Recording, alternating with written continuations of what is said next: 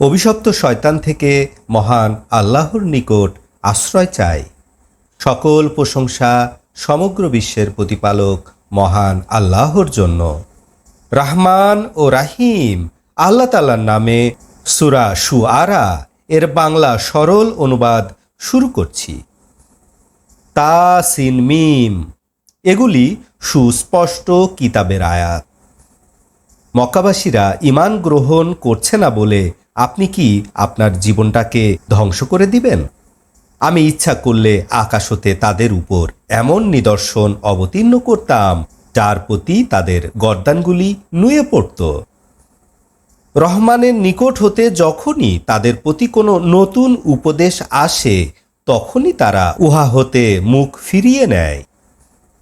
নিশ্চয় তারা অস্বীকার করেছে যে বিষয়গুলি নিয়ে তারা উপহাস করত, অচিরেই তার খবর তাদের কাছে এসে যাবে।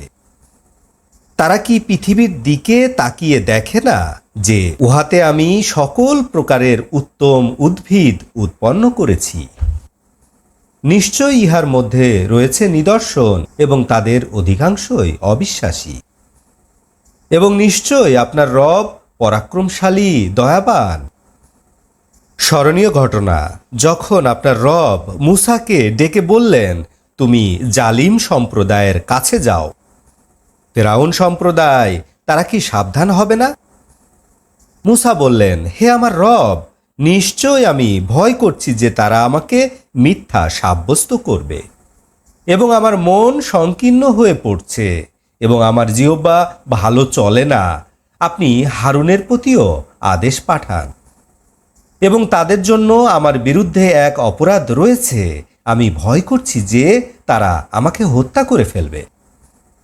আল্লাহ তাআলা বললেন, কখনোই নয়, তোমরা আমার নিদর্শন নিয়ে যাও, নিশ্চয় আমি তোমাদের সাথে আছি, শুনছি।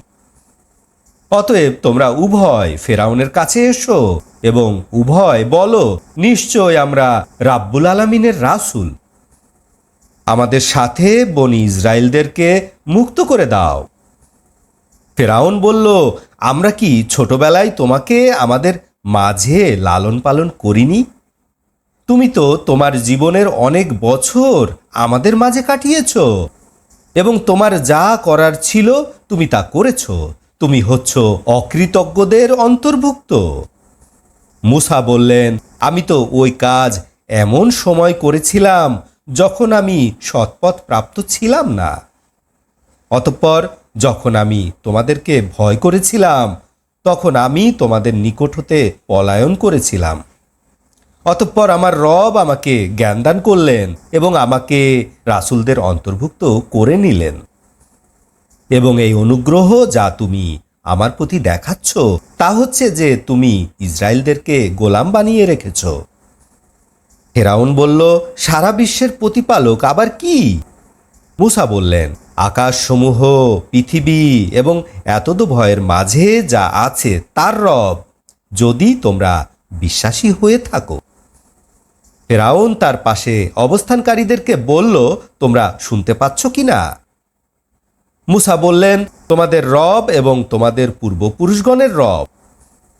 ফেরাউন বলল, নিশ্চয় তোমাদের প্রতি যে রাসূলকে পাঠানো হয়েছে সে পাগল।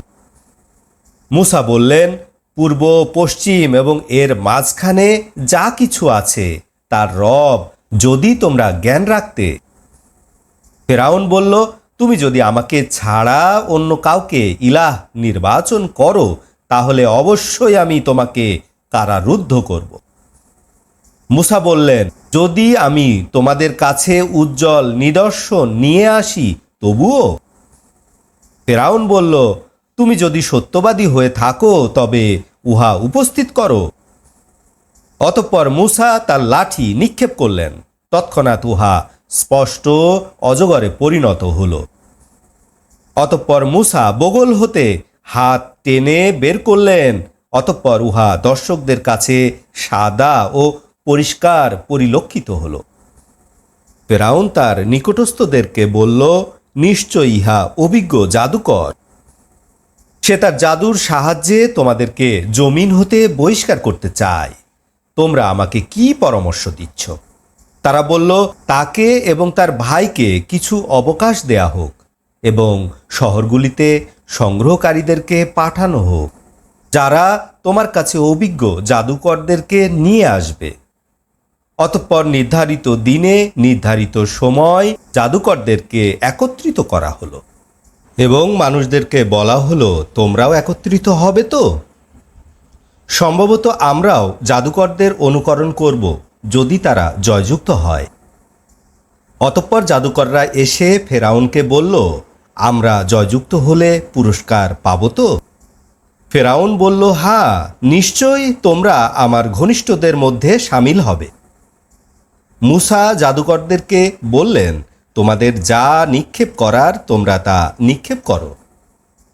অতঃপর তারা রশিগুলি এবং লাঠিগুলি নিক্ষেপ করল এবং বলল, ফেরাউনের সম্মানের শপথ, নিশ্চয়ই আমরা জয়যুক্ত হব। অতঃপর মূসা তার লাঠি নিক্ষেপ করলেন। অতঃপর মুহূর্তের মধ্যে সে তাদের মিথ্যা সৃষ্টিগুলিকে গিলে ফেলতে শুরু করল। অতঃপর সমস্ত জাদুকররা সিজদায় পড়ে গেল। তারা বলল, আমরা রাব্বুল আলামিনের উপর বিশ্বাস স্থাপন করেছি, যিনি মূসায়ের রব এবং হারুনের রব। ফেরাউন বলল, আমার অনুমতির পূর্বেই তোমরা মূসায়ের উপর ঈমান আনলে? নিশ্চয় তোমাদেরকে যারা জাদু শিক্ষা দেয় সে তাদের প্রধান, অতএব অতি শীঘ্র তোমরা জানতে পারবে। অবশ্যই আমি বিপরীত দিক হতে তোমাদের হাত পা কাটব, তারপর তোমাদের সবাইকে শূলবিদ্ধ করব। জাদুকররা বলল, কোনো ক্ষতি নেই, নিশ্চয় আমরা আমাদের রবের নিকট ফিরে যাব। আমরা আশা করি আমাদের রব আমাদের অপরাধ ক্ষমা করে দিবেন, এ কারণে যে আমরা প্রথম বিশ্বাসকারী হয়েছি। এবং আমি মূসায়ের প্রতি অধ্যাদেশ জারি করেছিলাম যে রাতের বেলায় তুমি আমার বান্দাদেরকে নিয়ে বেরিয়ে পড়ো, নিশ্চয়ই তোমাদের অনুসরণ করা হবে। অতঃপর ফেরাউন শহরগুলিতে একত্রকারী পাঠালো। ফেরাউন বলল, ইহা তো একটি ছোট দল এবং নিশ্চয় তারা আমাদেরকে রাগান্বিত করেছে। নিশ্চয় আমরা একটি সতর্কিত বাহিনী। অতঃপর আমি তাদেরকে তাদের বাগানসমূহ হতে এবং ঝর্ণা সমূহ হতে বহিষ্কার করলাম। তাদেরকে বের করেছিলাম তাদের ধনভাণ্ডার হতে এবং সুরম্য বাসস্থান হতে। এভাবেই ঘটেছিল এবং আমি উহা বনি ইসরায়েলদের অধিকারভুক্ত করে দিয়েছিলাম। সূর্যোদয়ের সময় ফেরাউন বাহিনী মূসায়ের বাহিনীর পশ্চাতে এসে উপস্থিত হয়ে পড়েছিল। অতঃপর দু দল যখন একে অপরকে দেখতে পেল, তখন মূসায়ের সাথীরা বলল, নিশ্চয়ই আমরা ধরা পড়ে গেলাম। মূসা বললেন, কখনোই নয়, নিশ্চয় আমার সাথে আমার রব আছেন, তিনি অবিলম্বে আমাকে পথ দেখিয়ে দিবেন। অতঃপর আমি মূসায়ের কাছে অধ্যাদেশ পাঠালাম যে লাঠি দ্বারা তুমি সমুদ্রকে আঘাত করো। অতঃপর সমুদ্র বিভক্ত হলো এবং প্রত্যেক ভাগ বড় পাহাড় সম স্থির হয়ে থাকলো এবং তথায় আমি দ্বিতীয় দলটা পৌঁছালাম। অতঃপর আমি মূসা এবং তার সকল সাথীদেরকে মুক্তি দিলাম। অতঃপর আমি অপর দলটাকে ডুবিয়ে দিলাম। নিশ্চয় ইহার মধ্যে রয়েছে নিদর্শন সমূহ, কিন্তু তাদের অধিকাংশই বিশ্বাসী ছিল না। নিশ্চয় আপনার রবই ক্ষমতাবান এবং দয়ালু। আপনি ইব্রাহিমের ঘটনাবলী তাদেরকে পাঠ করে শোনান। ইব্রাহিম যখন তার পিতাকে এবং তার জাতিকে প্রশ্ন করলেন, তোমরা কিসের ইবাদত করো? তারা বলল, আমরা মূর্তির পূজা করি এবং আমরা উহার ইবাদতেই রত থাকব। ইব্রাহিম বললেন, তোমরা যখন তাদেরকে ডাকো, তারা কি তোমাদের ডাক শুনতে পায় অথবা তোমাদের কোনো উপকার বা ক্ষতি করতে পারে? ইব্রাহিমের জাতির লোকেরা বলল, বরং আমরা আমাদের বাপদাদাদেরকে এভাবেই করতে দেখেছি। ইব্রাহিম বললেন, তোমরা কি ভেবে দেখেছ যে তোমরা কিসের ইবাদত করছো?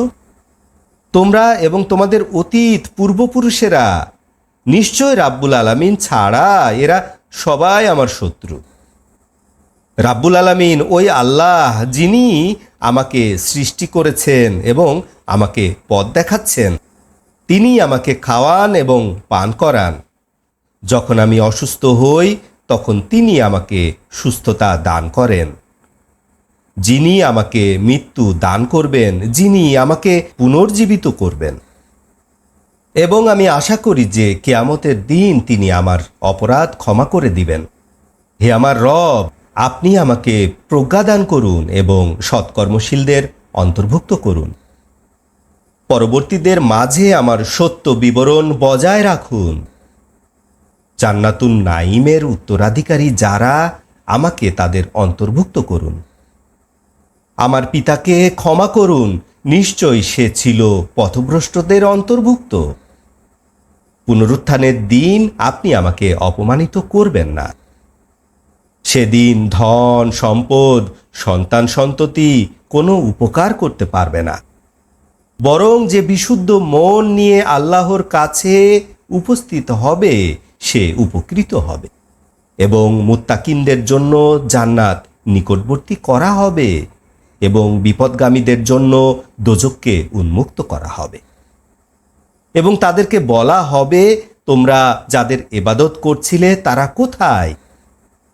আল্লাহকে বাদ দিয়ে তোমরা যাদের ইবাদত করছিলে তারা কি তোমাদের উপকার করতে পারে অথবা নিজদেরকে রক্ষা করতে পারে? মুশরিকদেরকে এবং পথভ্রষ্টদেরকে উল্টোভাবে জাহান্নামে নিক্ষেপ করা হবে। সমস্ত ইবলিশ বাহিনীকেও উল্টোভাবে জাহান্নামে নিক্ষেপ করা হবে। তারা জাহান্নামের মধ্যে তর্ক বিতর্কে লিপ্ত অবস্থায় বলবে, তারা বলবে, আল্লাহর কসম, নিশ্চয় আমরা স্পষ্ট ভুলের মধ্যে ছিলাম যখন তোমাদেরকে রাব্বুল আলামিনের সমকক্ষ গণ্য করেছিলাম। নিশ্চয় অপরাধীরাই আমাদেরকে বিপদগামী করেছিল। আমাদের জন্য কোনো সুপারিশকারী নেই, আমাদের জন্য কোনো খাঁটি বন্ধুও নেই। যদি আমাদের জন্য একবার দুনিয়ায় যাওয়ার সুযোগ হতো তাহলে অবশ্যই আমরা মুমিনদের অন্তর্ভুক্ত হতাম। নিশ্চয় উহার মধ্যে রয়েছে নিদর্শন এবং তারা অধিকাংশই বিশ্বাসী ছিল না। এবং নিশ্চয় আপনার রব পরাক্রমশালী, দয়াময়। নূহের জাতি তাদের প্রতি প্রেরিত রাসূলগণকে মিথ্যা সাব্যস্ত করল। যখন তাদের ভাই নূহ তাদেরকে বললেন, তোমরা কি সাবধান হবে না? নিশ্চয় আমি তোমাদের জন্য আমানতদার রাসূল। অতএব তোমরা আল্লাহকে ভয় করো, আমার আনুগত্য করো। এবং আমি তোমাদের কাছে দাওয়াতের কোনো বিনিময় দাবি করি না। নিশ্চয় আমার বিনিময় রাব্বুল আলামিনের কাছে। তোমরা আল্লাহকে ভয় করো, আমার আনুগত্য করো। তারা বলল, আমরা তোমার প্রতি ঈমান আনব, অথচ তোমাকে অনুকরণ করছে নিচু শ্রেণীর লোকেরা। নূহ বললেন, ওরা কি করছিল তা আমার জানা নেই। তাদের হিসাব গ্রহণের দায়িত্ব তো আমার রবের উপরে, যদি তোমরা বুঝতে। এবং মুমিনদেরকে তাড়িয়ে দেয়া আমার কাজ নয়। আমি স্পষ্ট ভয় প্রদর্শনকারী ছাড়া আর কিছু নই। তারা বলল, হে নূহ, তুমি যদি ক্ষান্ত না হও তবে তুমি পোস্তারাঘাতে মৃতদের অন্তর্ভুক্ত হবে। নূহ বললেন, হে আমার রব, আমার জাতি আমাকে মিথ্যা সাব্যস্ত করেছে। অতএব তাদের মধ্যে এবং আমার মধ্যে একটি চূড়ান্ত ফয়সালা করে দিন এবং আমাকে ও আমার সাথে থাকা মুমিনদেরকে মুক্তি দিন। অতঃপর আমি নূহকে তার সাথীদেরকে বোঝাই নৌকার মধ্যে মুক্তি দিলাম। অতঃপর আমি অবশিষ্ট সকলকে ডুবিয়ে দিলাম। নিশ্চয় ইহার মধ্যে রয়েছে নিদর্শন, কিন্তু তাদের অধিকাংশই বিশ্বাসী ছিল না। নিশ্চয় আপনার রব পরাক্রমশালী, দয়ালু। আদ জাতি তাদের প্রতি প্রেরিত রাসূলগণকে অস্বীকার করেছিল। যখন তাদের ভাই হুদ তাদেরকে বললেন, তোমরা কি সাবধান হবে না? নিশ্চয় আমি তোমাদের প্রতি আমানতদার রাসূল। অতএব তোমরা আল্লাহকে ভয় করো এবং আমার আনুগত্য করো। আমি আমার দাওয়াত ও তাবলিগের কোনো বিনিময় তোমাদের কাছে দাবি করি না। আমার বিনিময় রাব্বুল আলামিনের উপরে। তোমরা কি প্রত্যেক উঁচু জায়গায় স্মৃতিসৌধ নির্মাণ করছো খেলতামাশা করার জন্য? এবং তোমরা অট্টালিকা নির্মাণ করছো, মনে হয় যেন তোমরা চিরদিন বেঁচে থাকবে। যখন তোমরা কাউকে পাকড়াও করো, অত্যাচারীদের ন্যায় পাকড়াও করো। অতএব তোমরা আল্লাহকে ভয় করো, আমার আনুগত্য করো। তোমরা সেই আল্লাহকে ভয় করো যিনি তোমাদেরকে সকল নিয়ামত দান করেছেন, যা তোমরা জানো।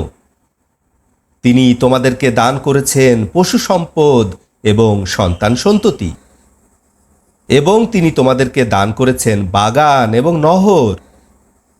আমি তোমাদের উপর বড়দিনের শাস্তির ভয় করছি। আজ জাতি বলল, তুমি আমাদেরকে উপদেশ দাও আর না দাও, উভয় সমান। নিশ্চয় ইহা পূর্ববর্তীদের স্বভাব। আমরা শাস্তি প্রাপ্তদের অন্তর্ভুক্ত হব না। অতএব তারা নবীকে অস্বীকার করল এবং আমি তাদেরকে ধ্বংস করলাম। নিশ্চয় এর মধ্যে রয়েছে নিদর্শন, তাদের অধিকাংশই বিশ্বাসী ছিল না। নিশ্চয় আপনার রব পরাক্রমশালী, দয়াবান। সামুদ জাতি প্রেরিত রাসূলগণকে অস্বীকার করেছিল। যখন সামুদ জাতিকে তাদের ভাই সালেহ বললেন, তোমরা কি সতর্ক হবে না? নিশ্চয় আমি তোমাদের কাছে আমানতদার রাসূল। অতএব আল্লাহকে ভয় করো, আমার অনুকরণ করো। তোমাদের কাছে আমি আমার দাওয়াত ও তাবলীগের কোনো পারিশ্রমিক চাই না। নিশ্চয় আমার পারিশ্রমিক রাব্বুল আলামিনের উপরে। তোমাদেরকে কি এখানে নিরাপদে ছেড়ে দেওয়া হবে? ঝর্ণা ও বাগানসমূহের মধ্যে, শস্য ক্ষেতের মধ্যে, খেজুরের বাগানের মধ্যে, যার গুচ্ছগুলি ছিল কোমল, এবং তোমরা দক্ষতার সহিত পাহাড় কেটে বাড়ি নির্মাণ করছো। তোমরা আল্লাহকে ভয় করো, আমার অনুকরণ করো, এবং সীমা লঙ্ঘনকারীদের আদেশ পালন করো না, যারা পৃথিবীতে অশান্তি সৃষ্টি করে, শান্তি প্রতিষ্ঠা করে না। নিশ্চয় তুমি তাদের অন্তর্ভুক্ত যারা জাদুগ্রস্ত। তুমি তো আমাদের মতো মানুষ ছাড়া কিছু নও।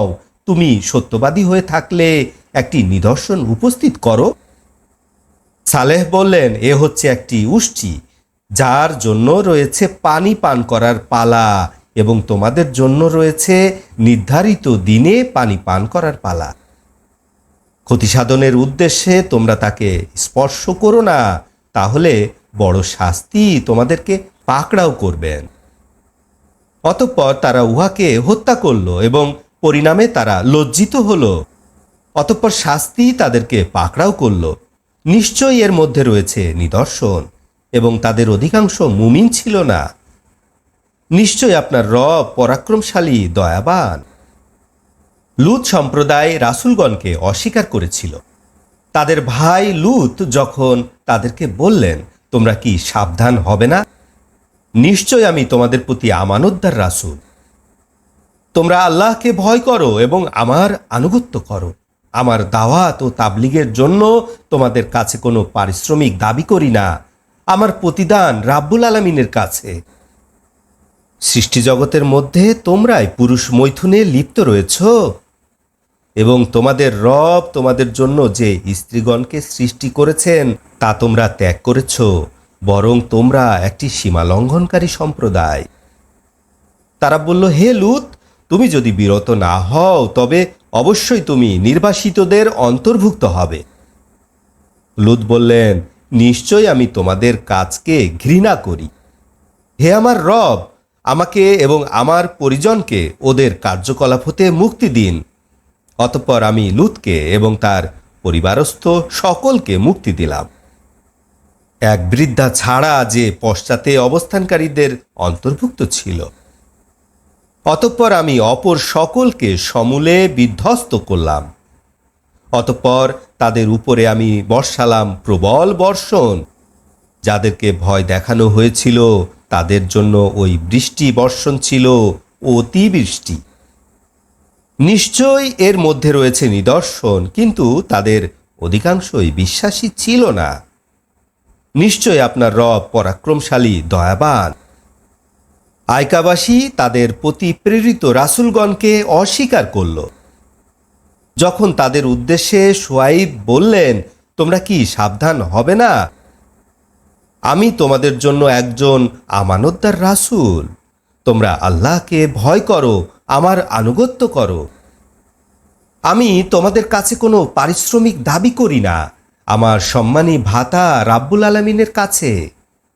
তোমরা মাপে পুরোপুরি দাও, যারা কম দেয় তোমরা তাদের অন্তর্ভুক্ত হও না, এবং তোমরা ওজন করো সোজা দাঁড়িপাল্লায়। মানুষদেরকে তাদের প্রাপ্য কম দিবে না এবং পৃথিবীতে বিপর্যয় সৃষ্টি করে চলবে না। এবং তোমরা ওই আল্লাহকে ভয় করো যে তোমাদেরকে সৃষ্টি করেছেন এবং তোমাদের পূর্বের জাতিসমূহ সৃষ্টি করেছেন। তারা বলল, নিশ্চয় তুমি তো উহাদের অন্তর্ভুক্ত যাদেরকে খাদ্য ও পানীয় দ্বারা সেবা করা হয়। তুমি আমাদের মতো মানুষ ছাড়া আর কিছু নও, নিশ্চয় আমরা তোমাকে মিথ্যাবাদীদের অন্তর্ভুক্ত মনে করি। আকাশের এক খণ্ড আমাদের উপর ফেলে দাও যদি তুমি সত্যবাদী হয়ে থাকো। শোয়াইব বললেন, আমার রব সবচেয়ে ভালো জানেন যা তোমরা করছো। অতঃপর তারা পয়গম্বরকে অস্বীকার করল। পরে তাদেরকে ছায়ার দিনের শাস্তি গ্রাস করল। নিশ্চয়ই এটা ছিল এক ভয়ঙ্কর দিনের শাস্তি। নিশ্চয় আপনার রব পরাক্রমশালী, দয়ালু।